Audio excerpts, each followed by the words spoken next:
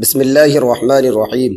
مرد کی پسلی سے عورت کو بنا کے اللہ تعالیٰ نے مرد کو اپنی اس حکمت کا اشارہ دیا کہ میں نے اس عورت کی تخلیق فرشتوں کی لائی ہوئی مٹی سے نہیں کی، میں نے اسے تمہارے جسم کے حصے سے اس لیے نکالا کہ عورت کا تقدس اور پردہ قائم رہے، فرشتوں کو بھی خبر نہ ہونے پائے کہ زمین کی لائی ہوئی کس مٹی سے عورت کی تخلیق ہوئی۔ یعنی عورت کے تقدس کی حد تو دیکھیے کہ فرشتوں سے بھی اس کی بناوٹ کا پردہ لازمی قرار دیا گیا، اور بحری عورت اس مرد کی پسلی سے نکلی جس کی وہ منکوحہ کہلائی۔ اب بات آتی ہے کہ پسلی کی کہ عورت پسلی ہی سے کیوں نکلی؟ کیا ٹیراپن وہیں سے ملا؟ نہیں، یہاں بھی حکمت سے خالی بات نہیں ہے۔ انسانی جسم میں دل اور بہت سے نازک حصے پسلی کے پیچھے چھپے ہوئے ہیں، یعنی پسلی ایک ڈھال ہے ان نازک حصوں کے لیے۔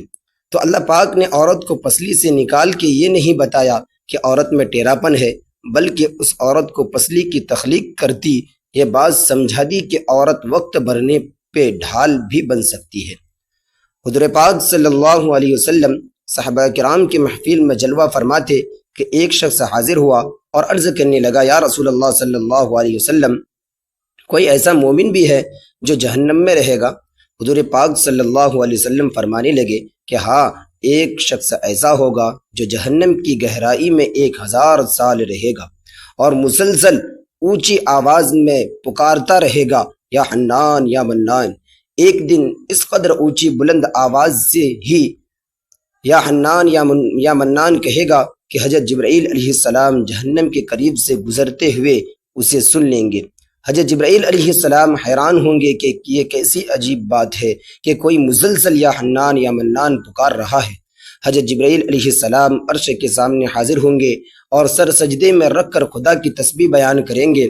اللہ فرمائے گا، اے جبرائیل علیہ السلام سر اٹھاؤ۔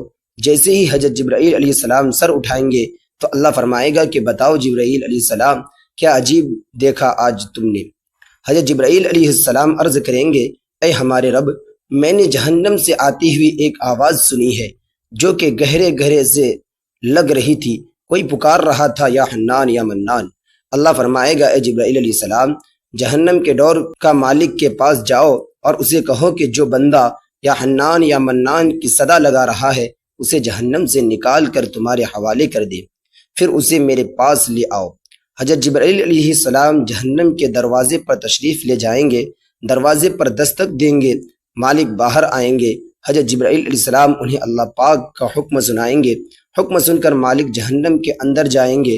حضرت محمد صلی اللہ علیہ وسلم نے فرمایا کہ جیسے ماں اپنے بچوں کو پہچانتی ہے، مالک ایسے جہنم کو پہچانتے ہیں، اس کے باوجود آپ یا حنان یا منان کہنے والے شخص کو تلاش نہیں کر پائیں گے۔ باہر تشریف لائیں گے، حضرت جبرائیل علیہ السلام سے عرض کریں گے، اے جبرائیل، جہنم نے گہرا سانس لیا ہے، کون سی چیز پتھر ہے، کون سی چیز لوہا ہے اور کون انسان ہے، اس کی پہچان نہیں ہو رہی ہے۔ حضرت جبرائیل علیہ السلام پھر اللہ کے بارگاہ میں سجدہ کریں گے۔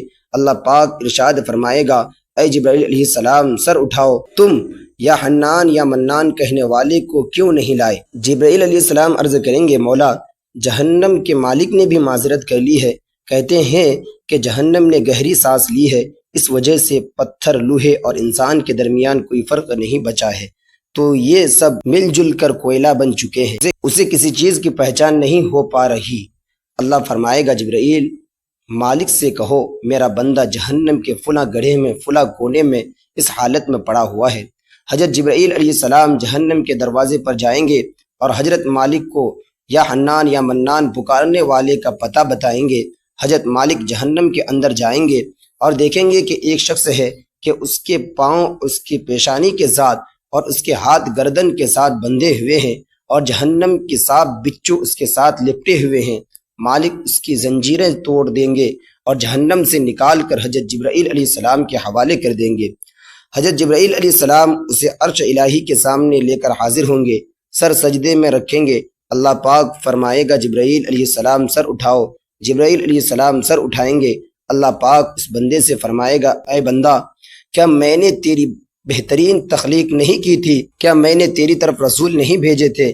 کیا میرے رسولوں نے تمہیں میری کتاب نہیں سنائی تھی؟ کیا میرے رسولوں نے تمہیں نیکی کا حکم نہیں دیا تھا؟ کیا تجھے برائی سے منع نہیں کیا تھا؟ وہ بندہ ساری باتوں کو ماننے کا اقرار کرے گا۔ یا اللہ تو نے میری بہت بالا تخلیق فرمائی، میرے رسول بھی تشریف لائے اور انہوں نے تیرے احکام بھی سنائے۔ اللہ پاک فرمائے گا فلاں فلاں گناہ کیوں کیا؟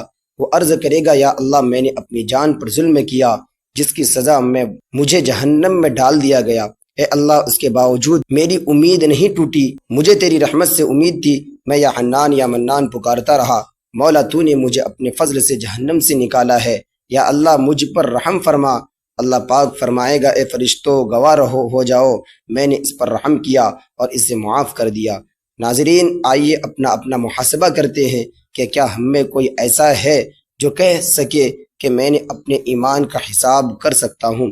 اپنی اپنی گریبانوں پر نظر ڈالے، کوئی ایسی خوبی جس پر ہمیں یقین ہو کہ ہمیں دوزخ میں نہیں ڈالا جائے گا۔